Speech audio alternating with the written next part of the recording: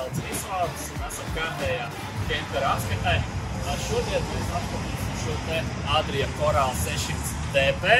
Parādīšu kemperiem iekšā, kā no ārpuses izskatās un kam šis kemperis būs īpaši noderīgs. Sāksim ar ārpuses apskatu. Varam jau redzēt, ka priekšā ir alkovens, kas nozīmē, ka tur atrodas gulta. Uzreiz varam pieņemt, ka šis būs noderīgs ģimenē. Tātad būs vismaz 6 gultas vietas un sēdvietas. Ārpuses mēs varam redzēt standarta tualetes tvertni, ūdens ieliešanas vieta, plašs loks, kas būs dzīvojamā zonā. Šis te auto ir gandrīz 7 metrus garš. Varam redzēt 16 tonu vieglu metāla diskus. Pēc diskiem jau varam pateikt, ka šis auto ir būvēts uz Citroen šasīs.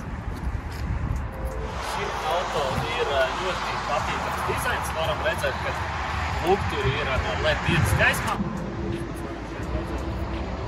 Nonāks priekšējais bamperis, kā jau minēju, Citroen šasija, papildus dienas gaismas šeit. Tālāk mēs dodamies, kā jau lielākai daļai no Adrijām ir 2 gāzes baloni. Ir elektriskais pakāpiens, lai atvieglotu iekāpšanu kemperī. Viņas ir varbūt netik tipisks nodalījums, kurš ir paredzēts visiem vadiem, pagarinātājiem. Varam redzēt šeit caurumiņš, lai mēs viņu arī varam aizvērt ciet, bojājot vadus. Ļoti parocīgi, lai nav jāglabā visi nodalījumā. Elektrības pieslēgums, jo šim kemperim ir gaisa kondicionieris salonā, kas nozīmē, ka viņš strādās tikai vienīgi elektrības. Dosimies tālāk, parādīšu vēl bagāžas nodalījumu. No aizmugures redzam, ka šim kemperim ir jau jaunais Adrijas dizains, jaunās bremžu gaismas. Ļoti vizuāli pievilcīgs arī cilvēkiem, kas brauks aiz jums, būs patīkams skatoties auto skatoties mūsu. Bagāžas nodalījums, kā parasti ir no abām pusēm, kas atvieglo mantu izņemšanu, ielikšanu. Kas tur? Nāciet iekšā! Parādīšu, kā izskatās kemperis no iekšā. Pirmais kempera iespējas ir tas, ka mazliet atgādina studio tipu dzīvokli. Viss ir ļoti kompakti, zonas nav pārāk nodalītas, viss ir redzams, principā, apgriežoties sev ap asi. Šeit mums ir dzīvojamā zona, uzreiz, kas pirmais acīs krīt 4 jostas, kas nozīmē, ka ir 6 oficiāls sēdvietas, kuras ir rakstīts arī tehniskajā pasē. Ļoti patīkams izvietojums, var sēdēt vakaros, spēlēt kārtas, skatoties vienam uz otru. Daudz nodalījumu, kur ielikt mantas ceļojumam līdzi. Tālāk mums ir virtuves zona. Šeit mums ir 3 degļu plīts, strādā uz gāzi. Protams, ir arī izlietne, kā parasti daudz nodalījumu. 140 litru leduskapis, 140 litri komplektā saldētava.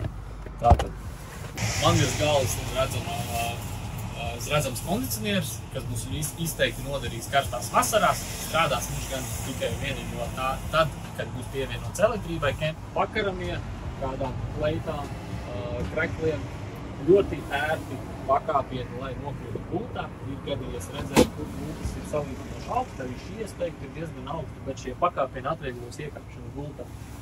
Gulta ir novietota šādi, kas padara guļamo zonu tieši gariem cilvēkiem daudz patīkamāk, jo šeit var gulēt arī 2 metrus un 10 centimetrus garš. Es teiktu sportists, ja.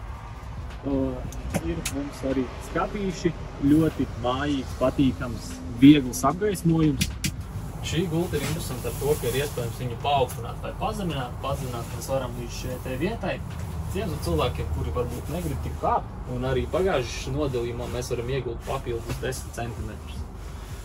Dosimies tālāk uz labierīcībām, kur mums ir apvienota gan duša, gan toalete.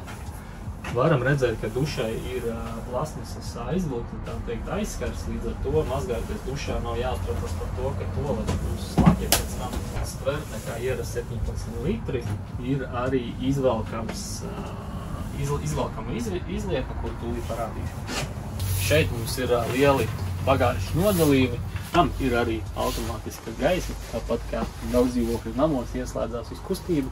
Ja padomās par to, ka vienmēr būs kur novietot jūsu mantas un bagāžu, ir daudz visādu atvilku, skapīšu. Arī šeit, ja nav vispār zaudētas nevienas telpas, ja tā telpa nav izmantota tiešām vajadzībām, tur ir uztaisīts bagāžu nodalījums. Kā jau minēju, šis kempers būs ļoti pieprasīts starp mūsu klientiem, kuriem ir ģimenēm, un šādu kemperu varat arī iegādāties savā īpašumā. Paldies, ka šodien bijāt ar mums, un tiekamies nākamajā video. Visu labu!